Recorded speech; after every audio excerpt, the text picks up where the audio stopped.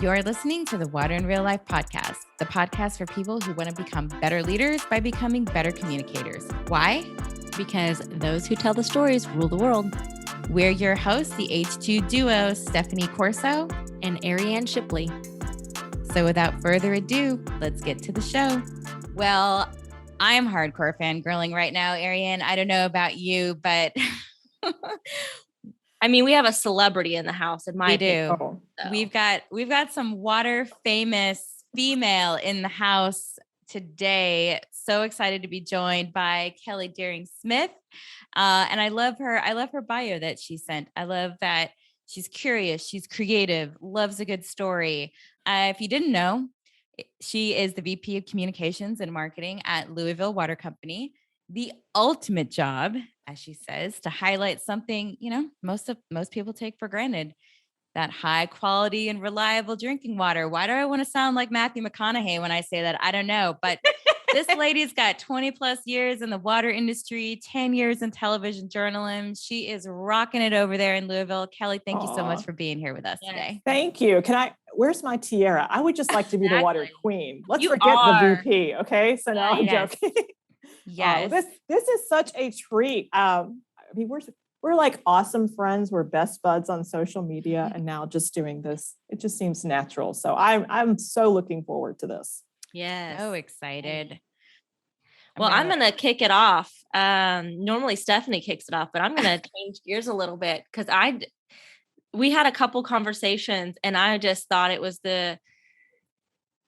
not just most adorable story, but I'm like, you're a freaking badass. So I want to know, like you told me you were like on the path of being the next Diane Sawyer. Like nobody says that. That was my dream. I don't know if I would call it a path. But hey, it's on the vision board. It counts. Okay, I'm there. Yeah. Like I have mad respect for you. So I want to know, our fan favorite question is this, your origin story. Did water choose you or did you choose water? And when you throw in Diane Sawyer and snow codes, I got really excited. So tell me, how did you get into water? Yeah.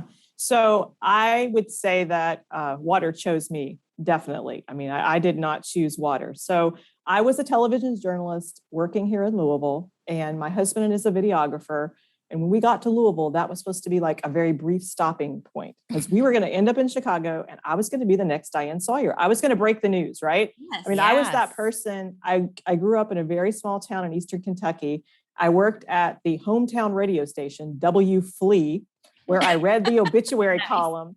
And I was trying to bring down the school board at the time. And the guy who owned the station said, you can't do that, because the guy who's involved in the school board's like a big advertiser here. And I was like, wait a minute, that doesn't seem right. I'm sure the school board was all fine. That was me just being an 18-year-old. But anyway, I was going to be Diane Sawyer. That was my vision. And I had a child. Doug and I had Katie. Katie was a year old. And I always said, whenever someone else fed Katie breakfast, lunch, and dinner, I needed a new career. And so I was begging the nanny who should have lived with us to come out to our house in a snowstorm so I could go work in the snowstorm. It's like, this is not right. So I happened to call Louisville Water Company during winter weather because I was missing their snow code. So in Kentucky, when it snows, businesses have a code and that's how you knew whether the business was open or not. And I didn't have it. So I called a contact at Louisville Water Company and we started talking. And I said, I'm kind of bummed. I didn't get this news director job I wanted in Louisville. And Katie's got a nanny and things are just crazy. And she said, well, we've got this brand new job. You are so overqualified. And I said, okay, I'll try. I'll interview. I had no idea where my drinking water came from. I mean, there was no Google, no internet. I just knew Louisville Water Company had this giant white tower and sometimes they had a water main break. So I got the job, and I like to say that I drank the water because 22 years later, here I am, right? I'm still here. And the person who hired me, she is forever one of my very dear friends. She retired. I took her job, but she came back and she works for me now. And she likes to say that she does all the stuff she loves and none of the crap she hates. Exactly. So that's my story. Politics. Yeah. Yeah. I mean, isn't that the joy of retirement, is that you get to come back and just do the stuff you love? Well, she's doing it. She's doing it. love And I couldn't do this job without her. So Barbara is kind of my rock. I love that. Thanks for Yeah. sharing that. That's super awesome. Yeah. Yeah. So Nice. definitely, I did not choose water, but I am so glad I did. Yeah. Yeah. And we're also glad that you did as Oh. well. The queen of comms in the water. Queen of comms. So I was actually, as I was thinking about what do I want to talk to Kelly about, there's so many things that we could talk about. And I thought, wow, what if we did it this way? We've never done it this way before. And who perfect? You're the perfect prime candidate for this. So Okay. at Cool. Rogue, we approach communication from what we call the ABCs of water communication: assessment, branding, content strategy. Those are our foundational building blocks that we Mhm. focus on to keep things simple. We talk about this all the time. Catalyst is organized around those 4 sections. And I thought, what a great time to demonstrate what this looks like in communication and water in real life, because basically everything you do you are like our case study. So Aw, you. let's start where we always tell people to begin. And spoiler alert, it's not A, it's actually the B, which Right. is my favorite, branding. You are a branding fanatic, just like we are. Mhm. Why is branding so important for a water utility? And the second part of that question is, what is its connection to public trust? So why is branding so important? And I think fundamentally we're a brand. A brand is your story, and we all have a story. I like to say that we're not a utility. We're in the business of public health. I mean, we have this awesome product. We're not like the grocery store. Romaine lettuce is bad. You got to bring it back. Once we make the water, no calling it back. We have the health of our community. Everybody does who works in this industry in the palm of your hand. If you mess up, if you do something wrong, it's bad. It's really bad. So branding is so important, because if you don't tell your story, then how can anyone else know what your story is? And if they don't know your story, then how can they get behind a rate increase, digging up their street, telling them to boil their water because there's an advisory? We think there might be something wrong with it. So branding to me is essential to who we are. And it doesn't matter if you have communications in your title or not. If you work in this industry, you have a responsibility to build the brand. And so I think the two are linked. Branding and public trust go hand in hand. You can't have one without the other. I agree. Before we move on, I think this is a perfect time for you to share, what's behind you. Yeah. All of the branding, all of the W's everywhere. Pure. So I knew we were doing this today, but this is my office. So by the way, full disclosure, I did not dress up just for you today, although I did, put some lip gloss on. But I'm wearing branding shirt today. I need to just move my camera down here. So this says, drink like a local. When in Louisville, drink like a local. So I'm wearing the brand today. Behind me is one of my favorite pieces. So a few years ago, I spoke to the local advertising club.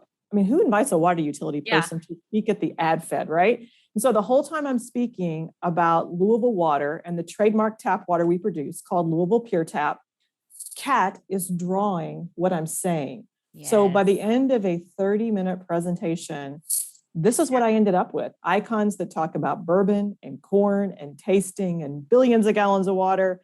So I had it mounted in my office. I love that. That's a W. Adorable. Do you mind taking a picture and sharing that, and we'll share it with everyone? Oh, I will. It's Yeah, so cool. yeah. But you brought up something else too. Because to some people who aren't familiar with, our language is foreign to them. And so branding, they may not even really know what that means. A lot of folks think that it's just the logo and the tagline. And so talk on that, and then tell us about your particular brand. You mentioned it while you were just telling us that story. Yeah. So it's not your logo, right? I mean, it's not your color. It's not your design. And branding is not taking an idea and prettying it up, right? That's not what branding is. So we work in this industry of engineers and scientists and incredibly smart people, but those are really complicated projects. And so branding is the way to take a 36-inch transmission line project that costs $5 million and bring it down to You're not going to lose water service. By the way, we got to replace an 1800 pipe with a 2000 and something pipe. And you're still going to be able to get to Starbucks. Schools are open and you got water service and we'll only be there for a little while. So just embrace that inconvenience with us. Yeah. So branding is a way to tell, I think, a very complicated story in a way that makes sense for all of us. So what is Louisville Water's brand? We're quality water equals quality of life. And we are Louisville Pure Tap. We are the only drinking water utility that's trademarked its tap water. And so our brand is telling the story of how we produce and deliver Louisville Pure Tap, but more importantly, how Louisville Pure Tap is linked to every business, every home, everything in Louisville. We're an anchor in this region. And so that is who we are. Yeah. And I'm gonna piggyback on all the examples that you gave of what branding is, and just even take it a step back and say branding gives you the permission to even have those conversations with people. That's a good point. Because you think about if someone just rolls up at your front door and you're looking at that, like, who is this? You're not gonna open your door to just somebody random. Your logo is a part of your brand, Yes. but it helps people trust you. It helps people understand that you are the subject matter expert. It helps people understand that you are guardians of public health. So it's so important. And I think that in a lot of places, it's not treated with that level of it's not given the respect. It's not given that the it deserves. respect. Yeah. Well, Yeah. and I mean, I say all the time, the only time our customers, people who use our product, see us or hear from us cannot be when something breaks. It cannot be when we need money, or it can't be when we need to tear up their front yard. Yeah. Exactly. Yeah. You just can't do that. Because to your point, it's like that ugly neighbor showing up going, what the heck are you doing here? I want people, when they see us out, when they see me with my logo on, if they see me drive up in my car, I want people to say, oh my gosh, that's Louisville Water. We have the best tasting tap water in the United States. And oh, by the way, if that pipe broke, I'm not worried. Louisville Water is going to fix it. We got this. Yeah. Right.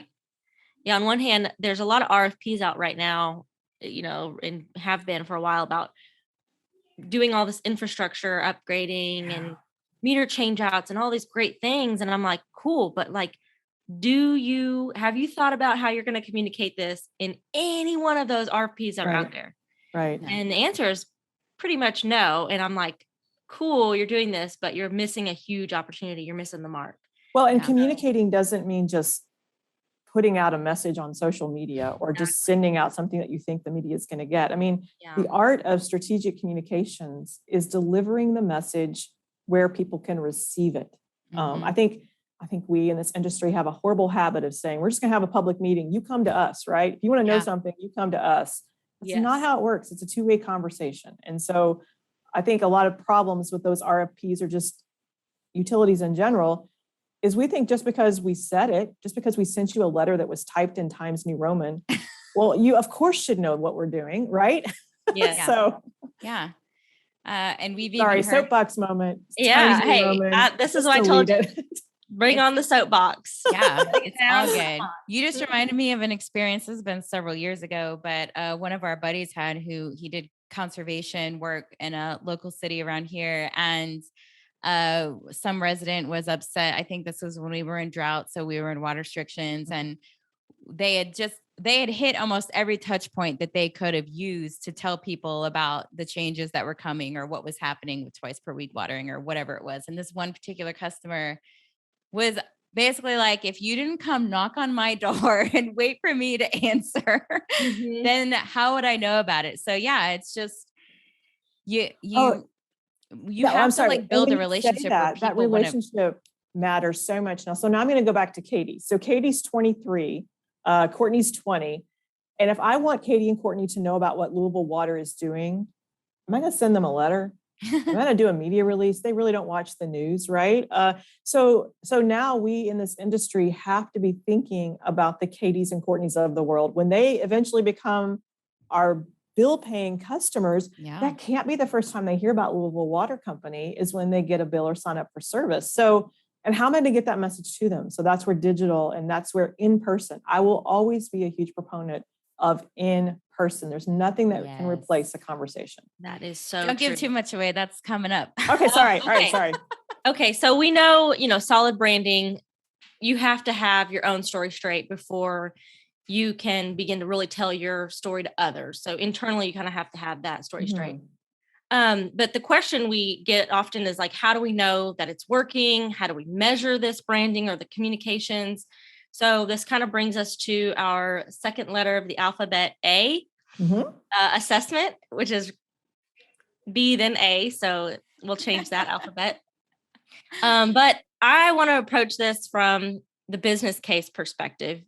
When we had some initial conversations, you talked about how you like to turn things into a business case perspective, or you're presenting in front of engineers. How does this resonate with them? So what metrics are you using to make these business cases for communication in the water sector? Well, it's really evolved over time. So to give you a sense of where I live at Louisville Water Company. So I'm a member of our executive leadership team. So it's me along with our president, our chief engineer, our treasurer, another engineer, a finance person, the legal guy. And so Kelly is always here, like I'm up here on the spectrum, right? I'm looking at things in a very different level. But I learned very quickly that to build the team I have at Louisville Water, and really to build the Louisville Water brand, I had to have metrics and I had to make a case for what I was doing. And as we all know with communications, it can be a little squishy sometimes, those metrics, right? It's like, I can't tell you exactly, this many breaks for this many 100 miles of pipe. I can tell you, I think the message worked, but here's my analytics and what do you think? So how I've approached this though is consumer research and organic. And so here's what I mean by that. Consumer research, we a few years ago really stepped up how we survey customers, both online and in person, doing focus groups. And we do research all the time. Louisville Pure Tap, what do they think about Louisville Water? We actually just put out a brand perception survey. It's on the street right now. I'm so excited to get it back. So I've been able to use that data to link an engineering project or building public trust with, hey, Louisville Water customers give us high scores on this. And this is what they said about this. So this is where we can move the needle, I think, if I just communicate a little more. I've taken all of that research lately, and I have a new project. It's called Voice of the Customer. So we are measuring the voice of our customers, which means customer satisfaction, brand perception, brand reputation. So we're looking at engineering projects, education programs. We survey every teacher that we visit. We're surveying our call center reps, and now we're doing all this social media listening. And so now I have data to show. And so that's one way. When I say organic, I think one of the best things that can happen to any of us is I like to say it's always better when someone else gives the toast. I mean, we can brag about ourselves, but it really made me feel good when you guys gave me a compliment at the very beginning. So isn't it great if someone comes to Louisville and they're on the Bourbon Trail and they go out to a restaurant and they sit down to order a meal and they're with someone and they look at the waiter and they say, hey, I just need a bottle of water. And what if the waiter goes, oh my gosh, you're in Louisville. You might not be from here. Just drink the water. We have Louisville Pure Tap. It's the best ever.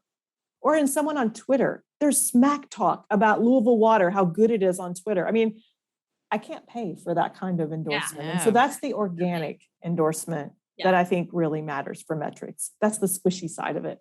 Yeah.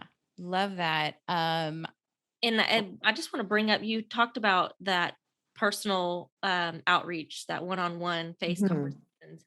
I know you're including that in your data as well. I mean, that's something that she and I had to, when we worked for the city, we were like, aha, like we're getting handwritten letters. We're getting amazing conversations in person. Who's capturing all that? And so that's a really good point. Yeah. So so my team has grown from 3 people to around 18 right now. Ooh, so and we're a mix of full-time, part-time, contractors, seasonal, temporaries. But anyway, we measure a lot. So we measure how many schools we reach every year. What is the evaluation score? We measure how many people see us at a Louisville Pure Tap event. We measure impressions in terms of bottle fill stations. We put our brand on bottle fill stations. They all have a counter on them. How many people are filling up with those bottles? We're turning that into a metric. We also, though, have a very interesting metric here. We plotted out the service area of Louisville Water Company. And I had a goal that every zip code in the service area was going to get at least one education program every year, and they were going to get at least one Louisville Pure Tap event where we're on site serving water. And we measure that. We look at our service area and we say, okay, let's do that. And now we've taken it one step further. The other part of that goal is we overlay that with the big engineering projects. Where are we working? And we will be in that neighborhood during the engineering project, before, during, and after, with education and outreach. And that's another way we do metrics. I'm glad you asked about that. Oh my God, I have so many questions. I know. Wait.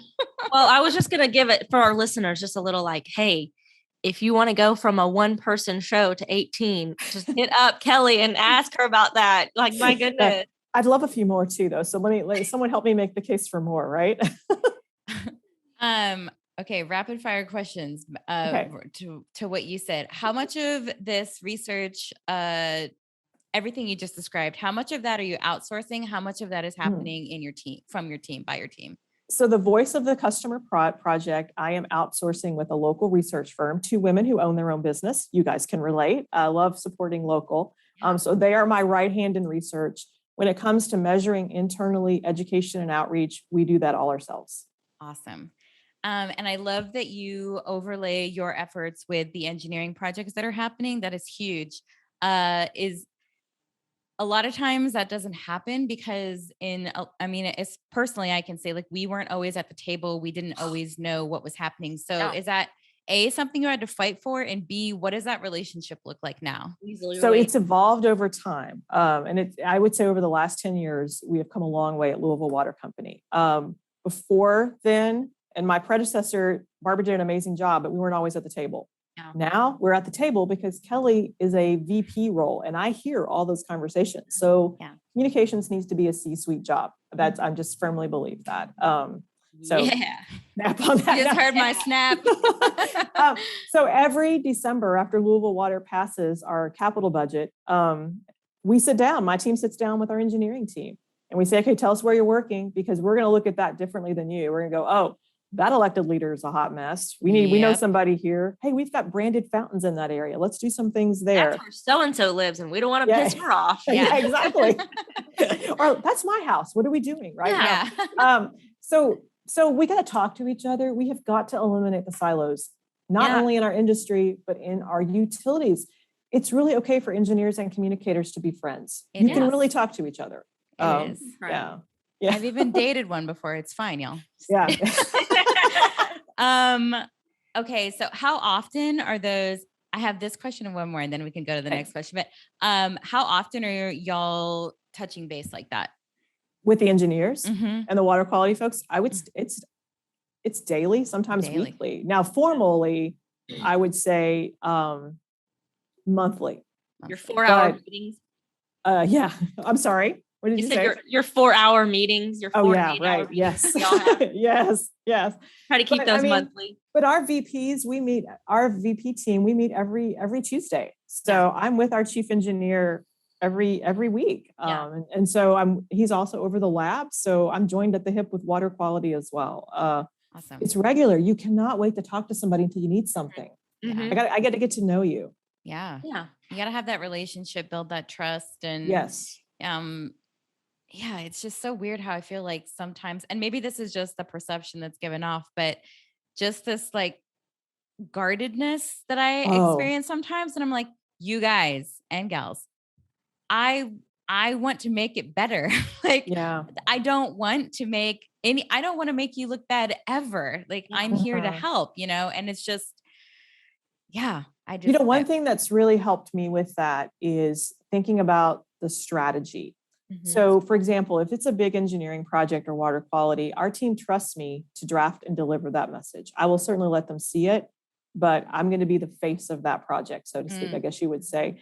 But what I've done is help our teams internally understand that I had a strategy behind those words. Yes. I knew what would resonate. I knew what would make the soundbite. I knew what needed to be in the headline. And I've often invited them to come with me. I'm like, you don't have to speak at the media event, but I want you to be here with me. Or when I talk to this neighborhood group, just be here and listen so you can understand how I deliver the story. And that in turn helps them to trust me and my team. Yeah. Got it. That's a good point. That's a great tip. Seeing in action is just, it's It's just next level. Mm. My last thing before I talk about content is when you had mentioned using the data from the research that you're getting and saying, I'm not hitting the engagement that I want to in this particular area. If I had more budget or whatever to do that more so in this area, like I could get where I want to be from my metrics perspective. What's the business case of the opportunity cost of that you're using to sell it? Like if you give me a little more so I can get us here, then that means XYZ for you. Yeah. So if the business case for me has to do with building rate capacity. Louisville Water Company does annual rate increases. We've done them for over 30 years. Every November we pass a budget. And we really don't get a lot of pushback. And that's because I think we're very upfront and proactive with what we do. I think the business case is tied to sometimes the next project.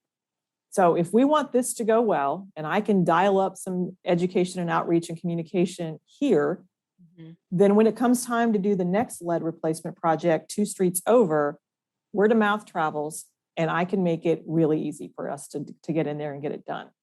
I won't tell you we won't get any questions. We won't get complaints, but I think I can at least open the door. Right. I've also been good with creative solutions. I mean, I think we all are as communicators here, but I mean, so let's just say I can't get the budget I want, but I can get $30,000. Yeah. Well, what can I do? How can I stretch that dollar? Can I hire some contractors to represent us, be the brand ambassadors for us? That's how we've been able to do our education program. I have a full-time person who manages it, but we have up to 8 people who teach for us. And a lot of them are retired teachers. Yeah. There's a nurse, a social worker, and they're contract employees. And we've been able to execute that program with people who look, talk, and act like Louisville Water Company. So awesome. Man, you have There's a little tip. Like, I want to go back to working for a city now. Come here. Bit. The water's great. Hey, I could do this. Snaps. She's got all the solutions, all the ideas. Yeah. This is I just want to be like public educators, public communicators, listen to what she's saying and just take it all in. Yeah. Feel like a sponge, right? You can do it. Well, and I've learned so much from others. I mean, I wanted to be a teacher, and I think I was drawn to education when I came to Louisville Water Company. I got to do a curriculum. I got to write a book. And then I think my journalism pays off too, because I live on deadlines, and I'm always about selling the story, right? When you're in television news, you're trying to sell the story and get ratings. I've kind of approached the same thing here. I've tried to build support for communications at Louisville Water Company, which I think we've done. Yeah. Great job. It's always part of I feel like that's the hidden part of the job description when you take any type of communication or education role in this utility. It's being a champion, you're being a voice for it, because people still don't really understand all the time. And so it's important to be able to speak to the value of it if we want to do amazing things in the future. Moving on to C, which is content. This is the part for us. Content is really, even though it says content, this is where we kind of focus on the brain of the content that we're producing. So we're focused on who our audience is and what the message to each of those audiences will be. So this question is going to be 2-part. Okay. Thinking of audience profiles, for us, we have tools that we like to use, like audience profiling, like story modeling, empathy mapping, all with the purpose of keeping the person that we're giving this message to front and center, what they want, their pain points, their aspirations, etc. I think the way I feel like this is a case study right here. I think the way that you handled this major project happening around a school on a major thoroughfare in the community, and the work that y'all did to let people know is audience centric in real life. So can you tell us a little bit about your communication efforts on that project? Yeah. So we are actually in the midst of it right now. We are replacing an 1877 pipe that is in the middle of a very beautiful part of Louisville. Can I just say the pipe was there before the neighborhood? I always want to say that, and I really can't say that. I'm like, you were here first, people, right? But anyway, so the pipe is in this beautiful neighborhood, vibrant business district, and there is an elementary school that sits right by the project. And so we knew we were going to have to do lane detours. We're going to impact a lot of people. And by the way, this pipe is also in front of our treatment plant and our reservoir, which is open to the public for walking. Just all of the variables. Just like bring it up, right? All together. What more all can we of do? it. So the project kicked off in July. We started our efforts a year ago, meeting with the engineering team, mapping out strategy, thinking about the audiences and who would want to know what. One of the first things we did is our employees walked the route. People walk to school in this neighborhood. Let's walk to school. Let's see what's around us. What are the roadblocks? What are they going to run into? Yeah, that's great. We watch the traffic patterns. Where's the death walk trying to cross the street? How dangerous is that going to be? And then we became part of the school. Now, full disclosure, we already have a great partnership with Field Elementary, but we were part of their back to school event, telling parents, hey, the project's going to start right after school. Here's what you need to know. We're in carpool line. Our mascot was out back to school waving to everybody. And then the first day, of course, there's trouble with carpool line. The principal called and we said, okay, what can we do? Let's hire some security folks. Let's make sure the traffic goes better. And I think it's kind of a case study in a lot of ways. I do think it's a case study of how to not only listen, put yourself literally in their shoes and let's walk that route. Mm-hmm. And then don't just tell them and walk away. You got to be part of what they're living through. Yes. And so that project is going okay. I mean, we had a little bump this past weekend where this is the first large scale engineering project we've done in a long time where we are impacting local businesses. This is one of my favorite places to shop, locally owned places. You can get to everything, but you got to be creative, right? And that combined with COVID, it's really tough. Yeah. So we're going to meet with the business association again. And we're going to say, what can we do? Let's sponsor Shop Small Saturday right after Thanksgiving. Maybe that's the Louisville Water event. I'm going to make sure that when we order lunches over the next few months for staff, we're going to support every restaurant in that corridor. And that's where we're going to be eating. So you just got to remember that we not only produce the water, but we are part of the community. You literally took the I out. I mean, it is not about you. This is about them and how you can support them. I think that is this is a really beautiful story. And if this goes over anyone's heads, go back and listen again, guys. This is how we talk about, I'm really excited that you said that because getting up out of your chair, out of your office, out of your C-suite carpet area and walking the streets and being with the people that you're serving is 100% what it's all about and how you're going to make them.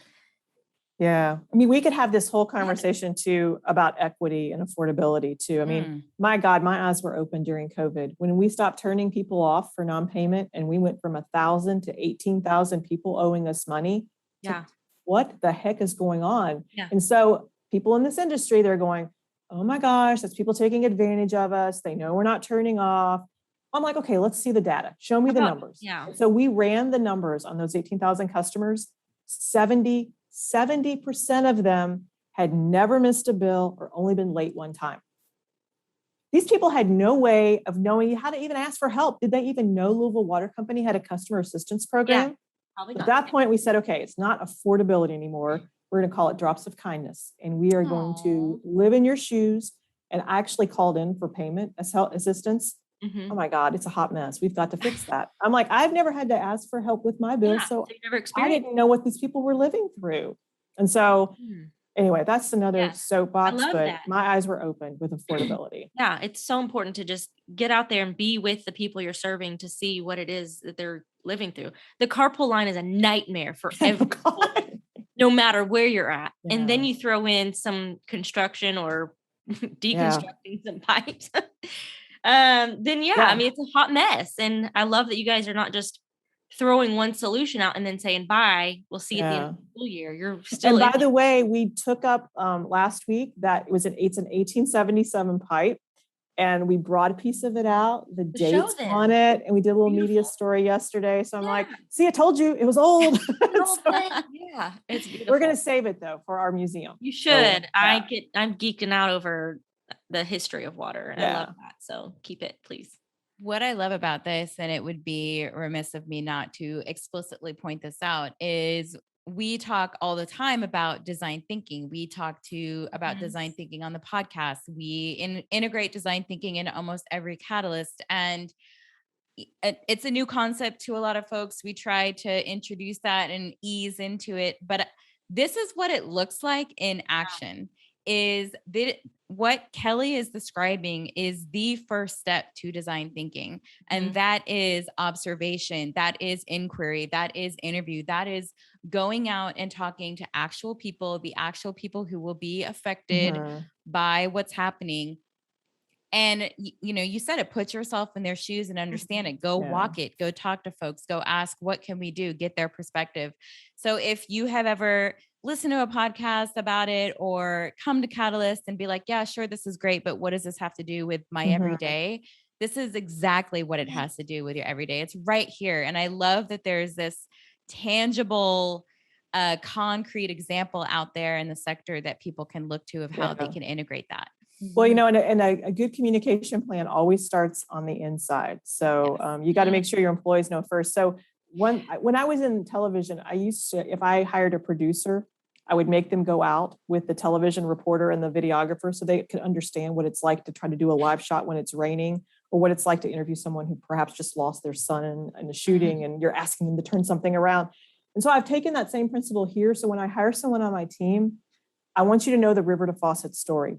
I want you to spend some time in the radio room at the treatment plant. I want you to go out on a main break. I want you to meet a meter reader. I want you to listen to phone calls coming into Louisville Water. So I want you to walk in everyone's shoes at Louisville Water so that we will know how to better tell their stories. Yeah. This is the most validating podcast I've ever been involved in. My therapy sessions would be a breeze after this. Validation. I love it. Okay, can I throw in one other thing on content before we move? Absolutely. Only because I was like out of breath and running to grab this before we started because I knew we were going to talk content. So people always ask me all the time, can I see your communication plan? Will you email me a copy of your communication plan? Okay, secret, I don't have a book, okay? And if my boss is listening, I don't have a book. What I do have are colored circles. Yes. So this is what Kelly's team goes by. It's like whatever's happening goes in the middle. Hey, this could be that we're announcing a fish fry at Louisville Water. It doesn't have to be a water main project. Yeah. And then our audience is up here. Internal is always first. How are we going to deliver that message? Is it a media release? Do we need to be face-to-face? Do we need digital? Are we going to do anything with pictures and video and social? And how are we going to measure it, right? How are we going to measure that? So if you don't have a big team, you can't do a big book. I didn't do a big book. You can do colored circles. That's my thing. A one-page communication plan, right? That's Kelly's iteration of the ABCs. I love it right there. Yeah. And just to point that out, that was my last question. I'm sorry. No, it's all good. It's great. It's perfect. I don't have to ask that question. I mentioned it too, and I was like, darn it, I didn't get it. So I was like, it's good. It's taped on the door out here. So I had to go grab one off the door. I love that. I love anyone can see it. Since we're talking, let's continue. Anyone can see it. Anyone can grab it off the door to see where we're at. And it is very functional. Oh, absolutely. I would imagine it doesn't collect dust like a lot of people's or go obsolete within a year like a lot of people's. Giant, I had to write a plan. That wouldn't happen. If you're going to implement it, who wants to implement a 150-page tome of, no. I'm over it after the executive summary. So I want something that check. I want to know like what needs to go on my to-do list. When do I need to get this done by? Who am I saying this to? And I know that if you don't come from that background, that's a little bit more challenging. And, to be respectful of that, I want folks to learn as well, or be supportive of the folks that are doing it. So not trying to demean or belittle the work or whatever, but absolutely we can keep it simple. No. So I have two questions, and you've kind of hinted on both of these, but one of them was you mentioned the brand perception study.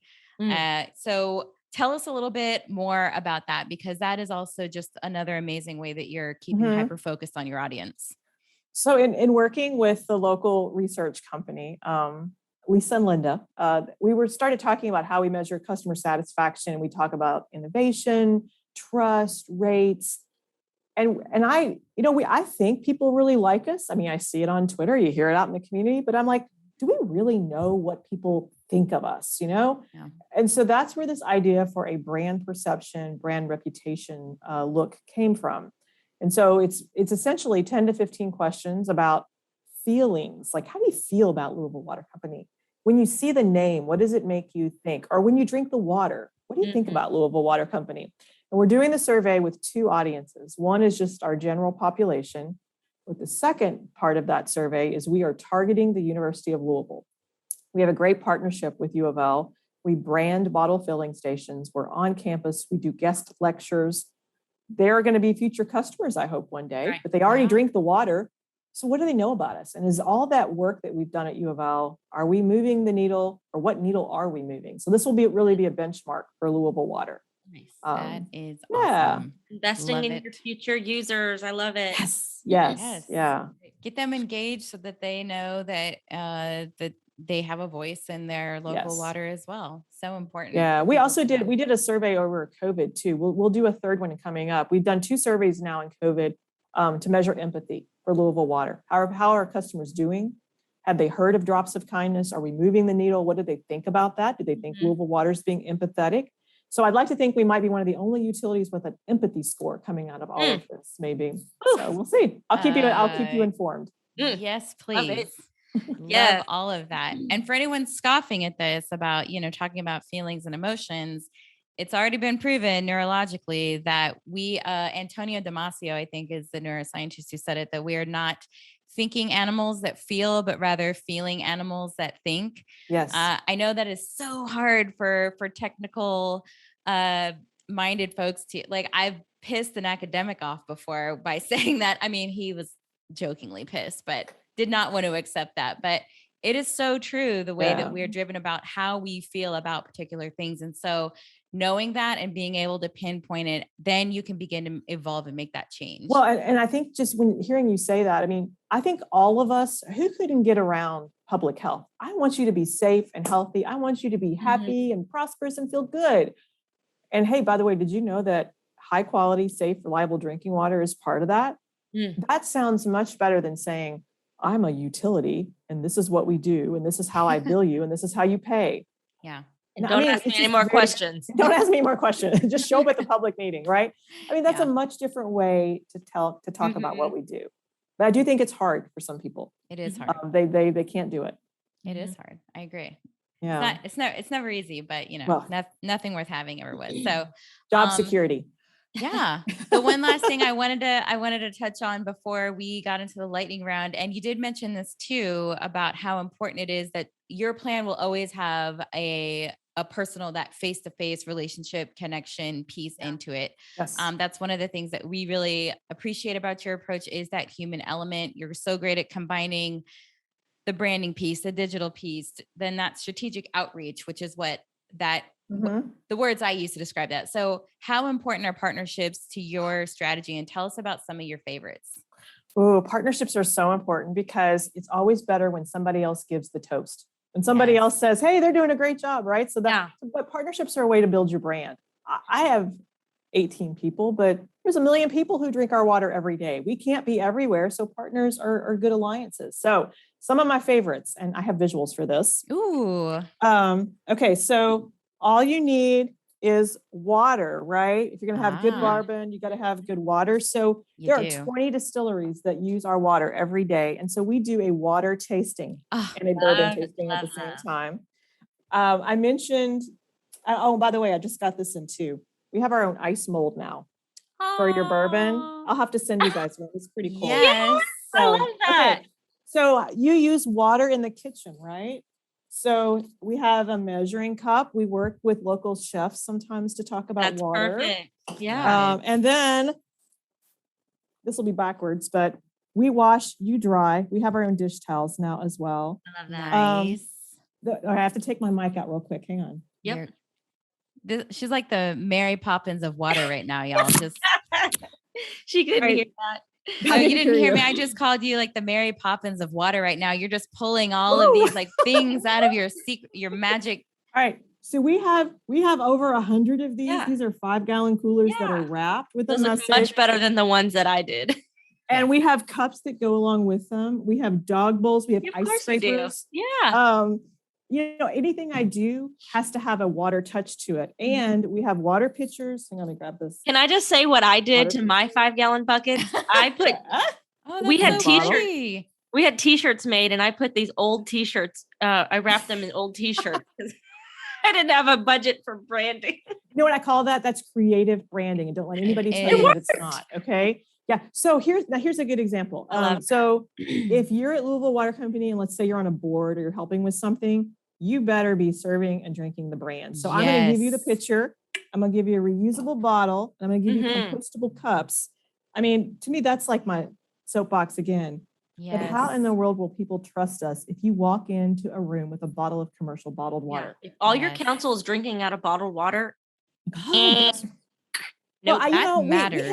make Ford Explorers here in Louisville. And if you work at Ford and you drive onto the lot with a Toyota, what do you think happens? I mean, that goes back to a brand, right? Yeah. You got to treat yourself with a little bit of respect. So partners, we have the zoo, we have a soccer team, we have schools, we have bourbon, we have beer, we have food and beverage. Let's see. I am bound and determined to find out how much water it takes to make a Louisville Slugger bat. I'm on a mission for that because we're known for Louisville Slugger bats. Yes, you are. So those are some of my favorites, and they're my favorites because there's an education component to it. So at the Louisville Zoo here, we just don't brand the bottle fill stations. We do education at their summer camps. We're there handing out treats during trick or treatment, and we do wear the brand. You saw my t-shirt, and I even have Tapper socks. Did you say trick or treatment? Wait a minute. Did you say trick or treatment. I'm sorry. Yes, please. Yes. Sorry, back up. So the Louisville Zoo here does their own trick or treat, but we do trick or treatment. Let me qualify that. Our gatehouse is this Gothic 1879 structure. Ooh. Amazing. And so we said, let's dress it up for Halloween. Tapper puts on his costume and we do trick or treatment. Nothing scary about how we make drinking water. Bring your kids, walk around the reservoir, get some treats, go and see the reservoir and learn about Louisville Water Company. 3,000 people will show up for trick or treatment. Use your assets, people. It's an easy way to you're about to get an influx of resumes. You cannot hear this, listeners, but my jaw just hit the floor. 3,000 people coming to a water treatment plant, and I'm assuming with being around trick or treatment. October, yes. Now, with COVID, we can't do it right now. Yeah. So what we're doing is we're dressing up the outside of the gatehouse. Still looks a little spooky. And last year we did minions and hay barrels and like hay bells. Love it. And we made it a picture thing, put a hashtag up for Instagram, come take a picture, tag us. So trying to be a little creative because we can't have all our friends there this year again. Yeah. So I'll send you a picture so you have it. Yes, please send all the pictures. I need you to, well, first of all, you're coming to Catalyst in Fort Worth in the end of July. Dates have not been officially announced. So I'm not going to drop that yet. You're coming. B, we're doing a tasting while you're here. And C, you need to bring you have to drive to bring a suitcase of all your swag. So. No, we'll have to get an extra ticket so you can bring in Tapper and all your swag. Bring Tapper. Oh my gosh, this has been. I'm telling you, she's going to get an influx of resumes, and don't be surprised if mine isn't on her desk too. Well, you know what? If you're going to send me a resume, you need to also have a good idea because there you go. Ooh, I just feed off people's ideas, right? Yeah. I mean, we're all in this together. So I love that. Yeah. Resume don't just send me your resume. Give me your idea. Oh, and you know what? I did not pull this down. Hang on. I'd be careful not to break it. But okay. This is a wine bottle with Louisville water in it. We did this as a centerpiece for an event here in Louisville. So we filled it with water, we capped it, and it says, "Why drink the wine when you can have the water?" Nice. That is so cute. She is holding up this beautifully branded wine bottle that is full of water. Water. So cute. Well, there you go. So there you go. It looks like I'm giving you googly eyes. I am. So awesome. Wow, this could be a 6-part episode. So great. So many questions. I'm having fun. But before we go though, we have to walk you through the lightning round, and just some context for our lightning round is all of these questions are based on some form or fashion, our core values. our Rogue core values. And so that's, if you're like, wow, these questions are really random, they're random because they're related to our values. So, so the first one I'll kick off. Name a moment that you have felt the most authentically you. Ooh, well, I did see this question ahead of time. So a little bit. So it happened when this was put in my hands in 2010. So Louisville Water turned 150 and we decided to do a book. And I had 4 months to make it happen. And we got it the day. And so when it was delivered to me, I cried because I was like, this is me. I tell stories. I don't tell statements. Yep. And this is a place that it's become so incredibly special to me. Yep. And so this felt like authentically Kelly. So you wrote the book for the 150 I wrote the book. year. Yeah. Yes. See, this is my yeah, see, hold your story up. Yeah. For Mansfield, we got to be a part of their 100-year birthday celebration. And so this was Mike Beitler, who is our creative director now. He's actually the one who designed this. And I think I told him, this is my favorite picture. When y'all watch this, we are going to turn this into a YouTube episode. So I know some of you are probably freaking out that you can't see all of these amazing things that we're geeking out about, but this is my favorite picture ever taken is this little boy looking in this pipe. I like it. That was at what was that at? That was at Earth Day, right? Earth Day Festival. Yeah. A little. Mm-hmm. So that was but special. I agree. Yeah, it was special. It's pretty cool to see your words binded. Yeah. Bound. All right, Ariane. Sorry, this slowest lightning round ever. Sorry. So this is a fill in the blank. Okay. I'm so glad I met blank this year. Yeah. So I am so glad that I met a lady named Hannah Drake this year. Hannah is a Louisville poet, author. She's been a little critical of our city. Breonna Taylor died in Louisville at the hands of police. We've had a lot of racial unrest. And while I may not always agree with Hannah, I love her words. And I've become so inspired by her story that we all must do better. Oh, I love it. Beautiful. Okay, bold. What does boldness look like to you? I think boldness to me means being firm in what you want and not apologizing for what you want. Bold means standing up for public health or standing up for your team when everyone else wants to sit down. Yeah. How about this is another fill in the blank. I stay curious by. I stay curious by staying connected. Especially during COVID, I really struggled. I'm a people person, right? And so I'm sorry, virtual only goes so far with me. And virtual wine nights are great, but it doesn't replace the same thing, the real thing. Yeah. I try to make it a personal goal that at least once a month, I try to do it weekly, it doesn't always happen, but once a month, I am going to talk with someone who I haven't connected with in a while. So that's really important to me. And I just think it's healthy too. And it doesn't have to be water industry. It's just a friend. It can be a sorority sister. Yeah.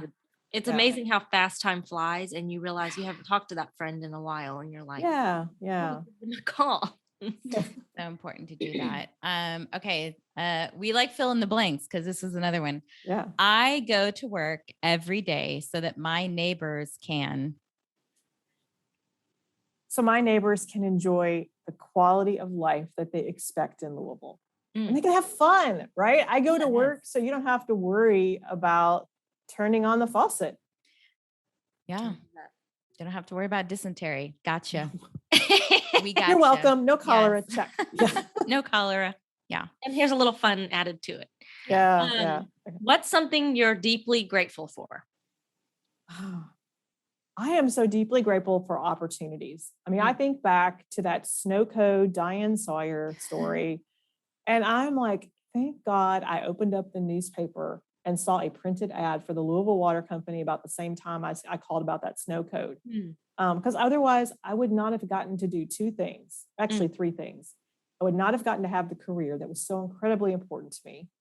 I would not have gotten to be the mom that I wanted to be to Katie and Courtney. I was never going to be that stay-at-home mom. I was going to do everything, right? And the third thing that it's allowed me to do, it's allowed me to be uniquely me. It's allowed me to tell my story, to be the mom to be the wife to Doug, to have this amazing relationship and partnership. I'm just grateful for all those things. Sure. That was probably a long-winded answer. Sorry. No, No, it was great. beautiful. I need you to bring Doug to Catalyst too. I think like Doug needs to hang out. Yeah. I love meeting Yeah. some of my favorite people's partners and who they're going through this journey in life with. Well, we are very opposite. The one thing that Doug Smith has taught me is the power of listening. Because I'm curious by nature and I just want to jump in sometimes, but Totally. he's really helped me to understand just when to be quiet and shut up sometimes. Yeah. And just listen. Yeah. Just stop talking and see what people say.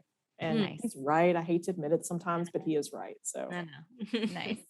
All right, so we're gonna wrap it up with the question we ask everyone, and these are some of my favorite answers, is hearing what people feel. So you would understand this, but sometimes in the line of work that we do, people will say, what difference does it make if I change? I'm just one person. It's not going to make a difference. But obviously, we wholeheartedly disagree with that. And we believe that change can be contagious. You never know what you're going to inspire in someone else. So what's the one call to action that you're most passionate about that you believe could ultimately change the world? Words and actions. Those are the two things that come to mind. Words matter. Think about what you say. I like to say it's not what you say, but it's how you say it. Yes. I mean, that words are powerful, and it's how you deliver them. And actions. Think about how you represent yourself, the place that you work. I always tell people, you may not like me, but I hope you respect me. And I think those two things are very different. And I think if we as a country, as a world, just thought about the words and actions, each individual person could make a huge change, change. And I think if you don't think your utility is part of that, you are so wrong. You're an anchor in your town. And if you're having racial protests, if there's affordability issues, if there's a coal mining strike, you're part of that. I don't care. You are part of that. And you can't say that it's not on your turf. So kind of went around, but that's where I would go. Yes. Wow. That's amazing. And I'm going to actually go rogue, and you have not seen this question because I thought of this just before we went on, but I want to ask this because you are such a seasoned voice in our industry. You've seen it all, or, hopefully not all, but yet, but, so I want to ask this question. Hamilton, my favorite play, there's a quote in there that says, legacy is planting a seed in a garden that you'll never get to see. What legacy do you hope to leave in the industry? I think my legacy would be that there's always a story to tell. There's always awareness to build. And there's always an opportunity. I think just this idea of a story, that's who I am, right? And so I think if for nothing else, that I have brought to life something that most people take for granted. I've actually made water a little sexy, maybe. Who else has a bourbon page on their website, right? But I think the legacy is the power of just telling a story in communications. If we could just get utilities to recognize the value of being present in their community is just as important as the money it takes to put that pipe in the ground. I truly believe that we wouldn't have U.S. congressmen who say infrastructure is roads, bridges, and dams. No, it should be water first. Okay, that was long-winded too, probably. No. Well, thank you for being open to the road question, but I had just thought about that, thinking of getting the opportunity to talk to you. So thank you for being willing to do that and being incredibly generous with your time. This has been an amazing conversation, as Ariane said. Thank you. #validation. So just continue to do your great work. I hope we get to see you in real life sooner rather than later, and definitely hope to see you, especially in the audience, but hopefully on stage. I would love that. No, pause. She's going to be a speaker in 2022 at Catalyst. Okay, and I'm also taking a picture. So while we wrap up, everybody smile.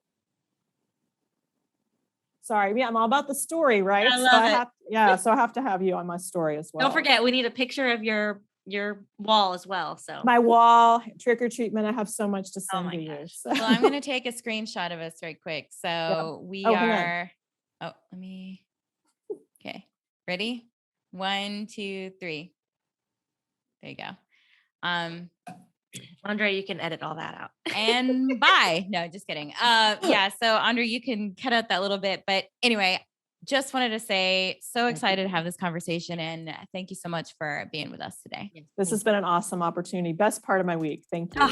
Yes. Thank you. We are so grateful for each and every one of you, all the members of our listening community. The Water in Real Life podcast is a Rogue Water Lab original. It's hosted by the H2 duo. That's us, Stephanie Corso and Ariane Shipley. It's produced by Rogue Water Lab, 12 Midnight, and Matt Black Sound. Sound design and music by Andre Black and Matt McNeil of Matt Black Sound. For more Water in Real Life, check out our YouTube channel and sign up for our lab notes. You can find both at roguewaterlab.org.